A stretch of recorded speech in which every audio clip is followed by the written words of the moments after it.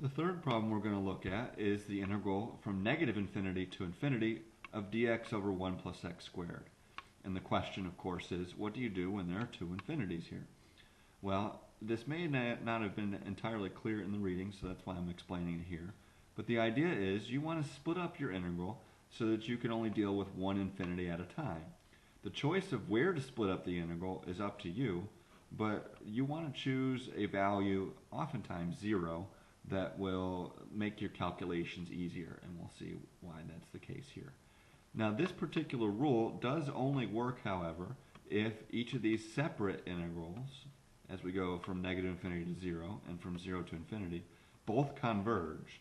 If either one of these integrals diverges, then we can't make a statement like this, as we'll see in just a second, that we can compose the two limits, in other words, and go from negative infinity to infinity. So let's evaluate each of these integrals separately. The first one I've got in blue, the integral from negative infinity to 0 of dx over 1 plus x squared. We evaluate this as the limit of a goes to negative infinity. So this becomes the integral from a to 0 of dx over 1 plus x squared. The limit as a goes to negative infinity of arctangent of x. Notice that this is the antiderivative is arctangent of x, as we go from 1 to 0. Now, the question is, what do we get when we plug in our limits? Arctangent of 0 is 0. I'll leave that up to you to figure out.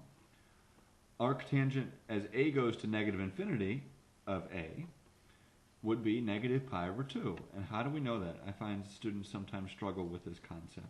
So how do we know what happens, in other words, when tangent goes to negative infinity? That's what the whole idea of arctangent of a as a goes to negative infinity means. We're trying to evaluate where tangent of x goes to negative infinity. And the idea that I've always had, the easiest way that I've had to explain it, is to think of tangent as slope. So what you're looking for is where does the slope of a particular angle get closer to negative infinity. And the idea is, as you're going around your unit circle, the place where your slope approaches negative infinity would be as your angle gets closer to negative pi over 2. Because you have closer to a vertical slope that's really negative, especially if you're in the fourth quadrant approaching negative pi over 2. In a similar way, the slope of an angle approaches positive infinity whenever we approach pi over 2 as our angle. And so that's why, as the limit as a goes to negative infinity of arctangent of a is equal to negative pi over 2. Putting it all together and subtracting due to FTC, we find out that this particular integral in blue is equal to pi over 2.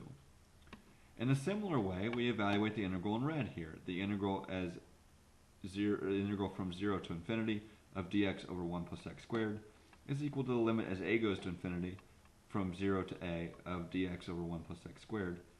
And we evaluate in exactly the same way, keeping in mind that the limit as a goes to infinity of arctangent of a is pi over 2.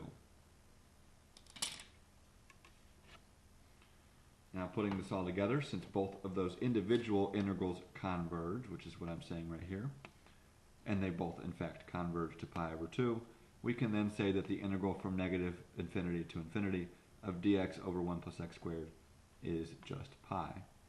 Now let's go back and revisit why we used 0 as our breaking point. Well, the whole reason why we chose 0 as our breaking point is because the arctangent of 0 is 0. That's an easy number to work with. You'll always want to think ahead of time and think, well, if I'm trying to break up my integral, what value would be the easiest to break up that integral for when we evaluate our antiderivatives? Which leads us to a question in 3b, the integral from negative infinity to infinity of x dx. You would think, based on your knowledge of areas, that that integral would converge to 0. But in fact, based on the way that we defined our improper integrals, in order to evaluate an integral like this, we need to make sure that wherever we break up this integral, for example, from negative infinity to 0 and from 0 to infinity, that both of these individual integrals converge. It's not proper to say something like this integral diverges and this integral diverges, so when we put them together, the integrals still could converge. No, in fact, what we say is, since these separate integrals do not converge, and I'll leave that to you to figure out why that is the case, the overall integral does not. So the integral from negative to infinity to positive infinity of x dx, in fact, diverges.